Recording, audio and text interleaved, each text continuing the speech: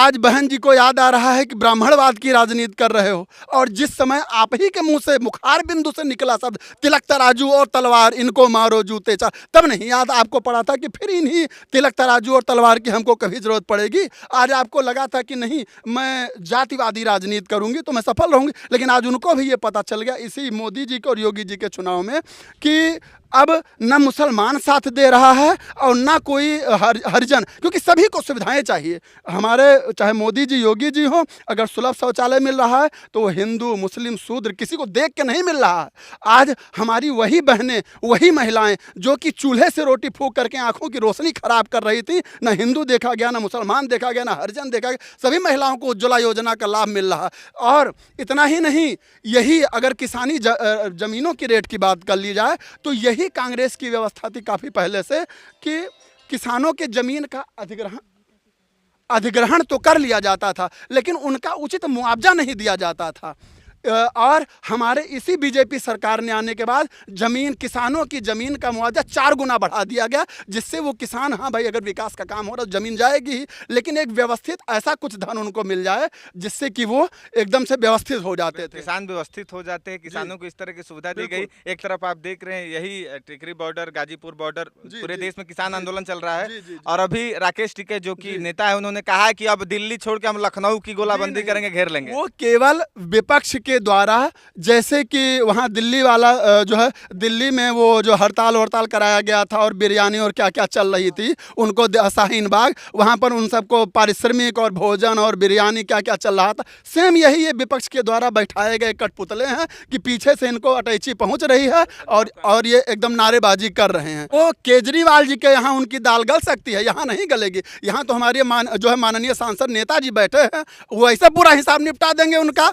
और कौन सांसद? अरे हमारे माननीय सांसद ब्रिजभूषण शरण सिंह जी की, जो कि भारतीय कुश्ती महासंघ के अध्यक्ष हैं और एशिया कुश्ती महासंघ के उपाध्यक्ष हैं। कुश्ती लड़ेंगे अब। अरे कुश्ती की ही बात, कुश्ती की बात तो आप ऐसे जान लीजिए कि अगर हमारे नेताजी कुश्ती संघ के अध्यक्ष ना हुए होते तो यही कांग्रेस का शासनकाल 70 सालों से चल रहा था और देश को एक पदक नसीब नहीं होता था। जब से सांसद जी एक्शन में आए हैं, जब से इनको पद मिला है, हमारा देश आज की देश स्थिति में विश्व स्तर पर गोल्ड मेडल ला रहा है। आखिर में ये संसाधन आपके पास भी होती, वही बच्चे वही लड़के लड़कियां आपने क्यों नहीं तैयार कर दिया? आज नेताजी ने गोंडा, बलरामपुर, बस्ती और अयोध्या जिलों में ऐसे ऐसे शिक्षण संस्थाएं स्थापित कर दी हैं जिससे कि इन बच्चों को एनसीआर, नोएडा, गाजियाबाद, बॉम्बे, दिल्ली जाने की जरूरत नहीं है। चाहे फार्मेसी से लेकर के एग्रीकल्चर, चाहे मैनेजमेंट कोर्सेज या चाहे पैरामेडिकल साइंसेस, सारा कुछ आपको इन्हीं छोटे छोटे जनपदों में मिल जाएगा। शाहीन बाग नहीं, ये लखनऊ है, तमाशा हो जाएगा यहाँ। आपने तो सांसद जी को बना दिया हनुमान योगी का। हमारे लिए तो फिलहाल पूर्वांचल में है ही,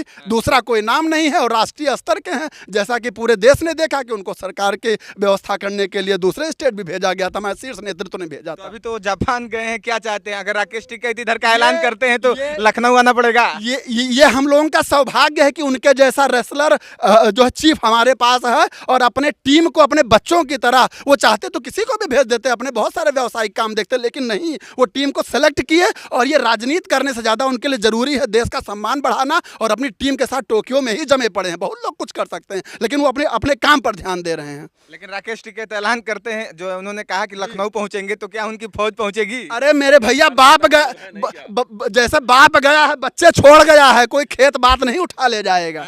हाँ, तो लखनऊ पहुंच जाएंगे अयोध्या से। बिल्कुल लखनऊ अयोध्या सब एकदम। तो राकेश टिकैत जी को क्या संदेश दे? राकेश टिकैत जी को बस इतने समझाना चाहूँगा कि आप पंजाब और दिल्ली की तरफ देखिए अगर सुरक्षित रहना हो तो, क्योंकि विपक्ष की ये ढकोसले वाली राजनीति आपकी वहीं चमक पाएगी, यहाँ तो आपके लिए नहीं है भाई।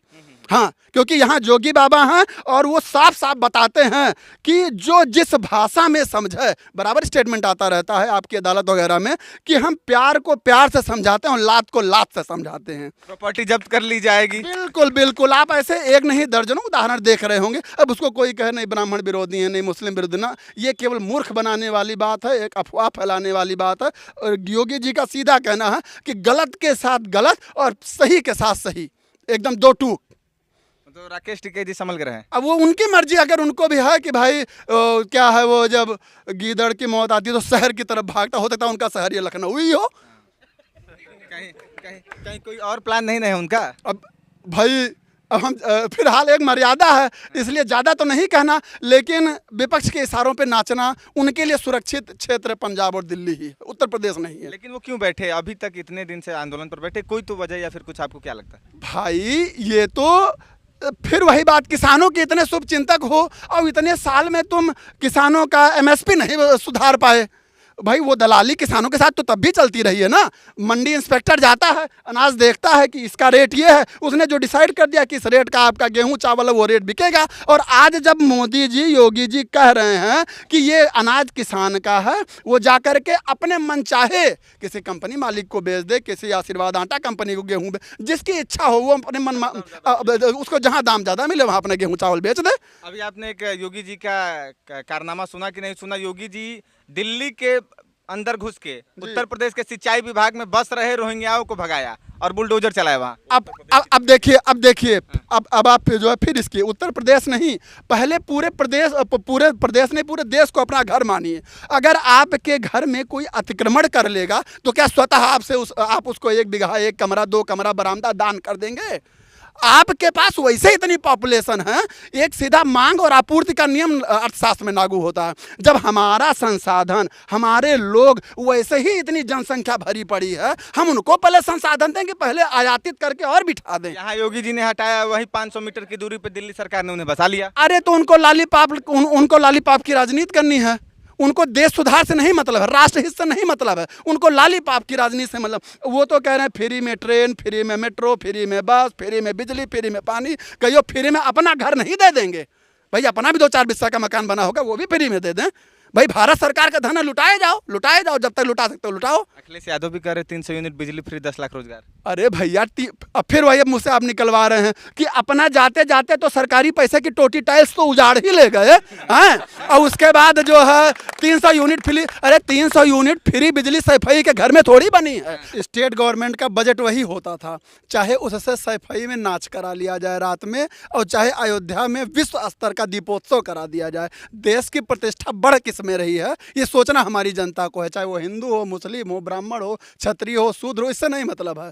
ये सोचना हमें ये है कि उस पैसे का सदुपयोग है कि विश्व स्तर पर अयोध्या का मान क्या बढ़ रहा है, कि हीरो हीरोइन बॉम्बे से बुलाए जाएं, सरकारी बजट उड़ाया जाए, और जनवरी के महीने में बढ़िया ब्लोवर हीटर लगा के और सारी रात नाच देख के पैसा पेमेंट किया जाए। आज की डेट में अयोध्या में आप कभी भी घूम जाइए, 24 घंटे रात के 12 बज रहा हो, 2 बज रहा हो, हर क्षेत्र में कुछ ना कुछ विकास का काम होता मिल जाएगा। रोड बनती हो, सीवर बनती हो, पार्क बन रहा हो, श्री राम की पैड़ी का सुंदरीकरण हो रहा हो, नया घाट हो, गुप्तार घाट हो, आप घूमते चले जाइएगा। अयोध्या का जो एक विश्व स्तर पे पहचान बनी है, वो आज तक तो बहुत सरकारें आई गई और किसी ने कुछ नहीं किया। अब आज भले कहें कि सब कुछ हमारा ही किया धरा है, लेकिन आज तक तो नहीं दिख तो आज रहा है ना।